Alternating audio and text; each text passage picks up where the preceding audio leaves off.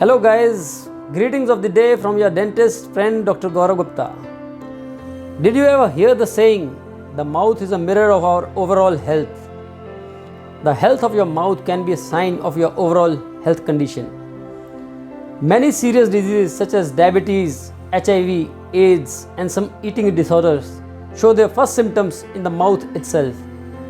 For that reason, it is very important for you to get complete regular oral examination time to time. If you have gum disease, you may be more likely to get heart disease.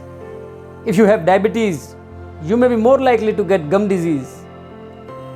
Studies have shown that if you have both diabetes and gum disease, you could have more problems controlling your blood sugar levels. Gum disease is generally caused by infection or plaque that accumulate around our teeth, and it becomes more common as we age. Most of the people show the sign of these diseases in mid-30s. If you ever suspect that you have a gum disease, see your dentist as soon as possible.